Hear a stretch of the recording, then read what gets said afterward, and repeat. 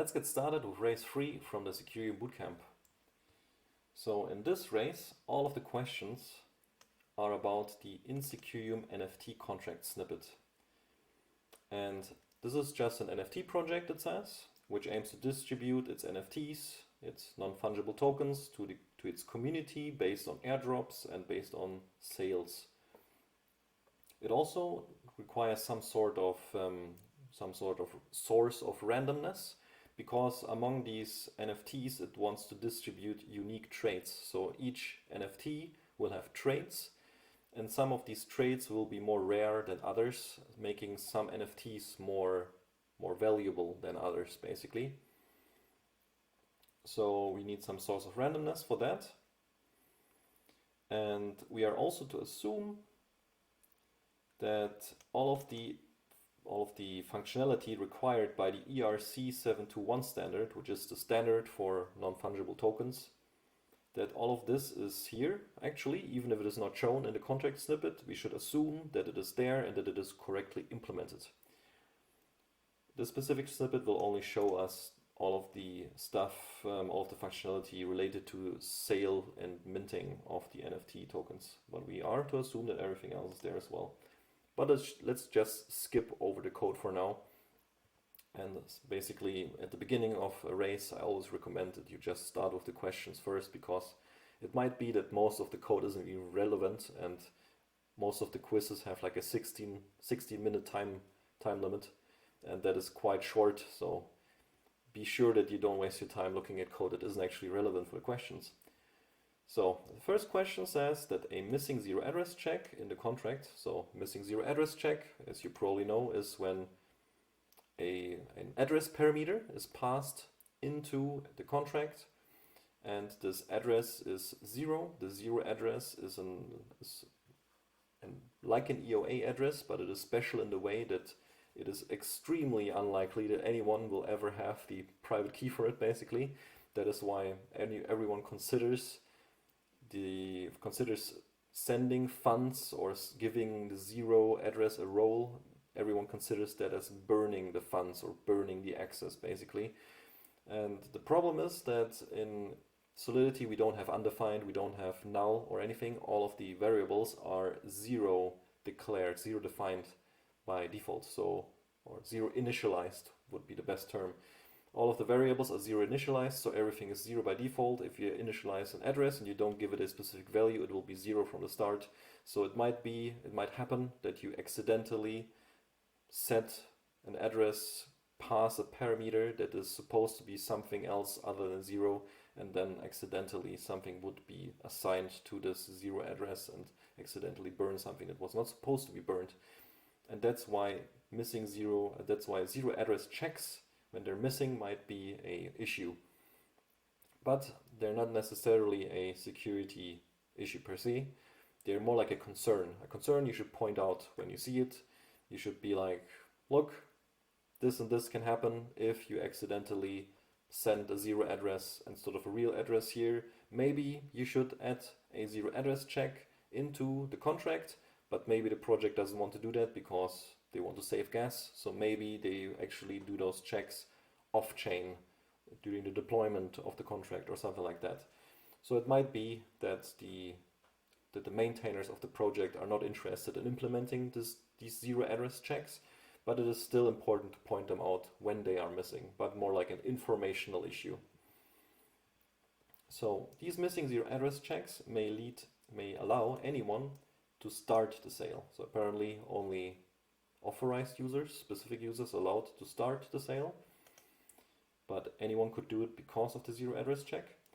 B, may put the NFT sale proceeds at risk, which means that the 0 address checks, basically the missing 0 address check, basically allows somehow to put the revenue made by selling the NFTs at risk, maybe burning them.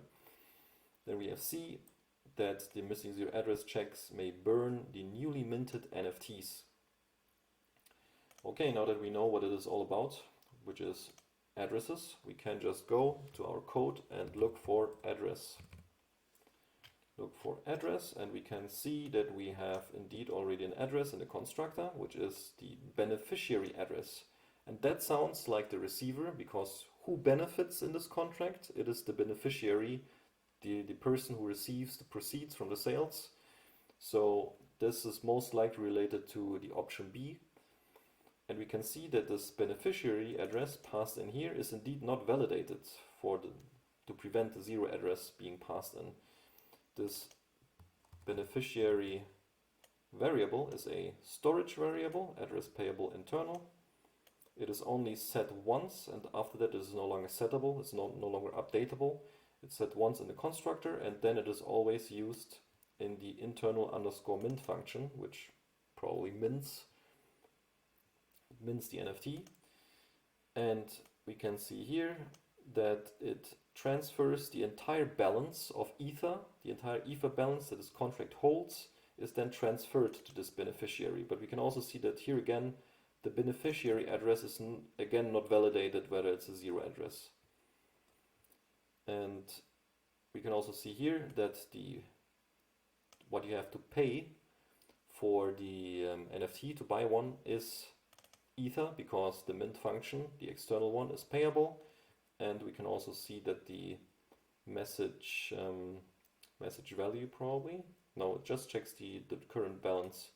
So it expects the balance at the time when the mint function is called. It expects the balance to be bigger than or equal to the sale price.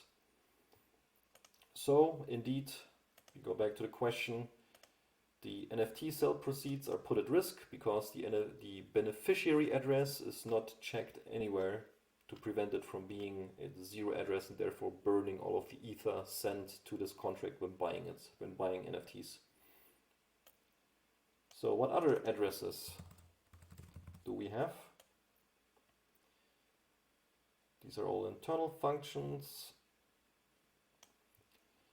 Well, we have an address here for the internal minting function, which is the to address, but we can see that the only place where this underscore mint function is called is in the main external mint function, and there we have this message sender hard coded. So this to address will always be message sender. There is no way this could ever end up being the zero address, because the message sender can never be the zero address, because for that you would need the message sender, you would need someone who has access, who has the private key for the zero address to be able to end up with the zero address message sender.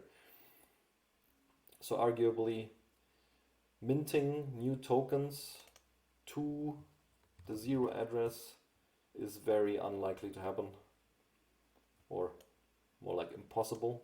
Therefore, option C, burning newly minted NFTs, is probably not an option that is possible.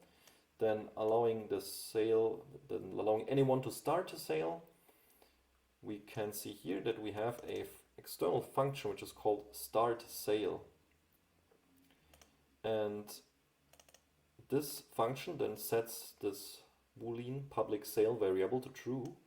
And if it is true, then we can see that the get price and the mint function become callable.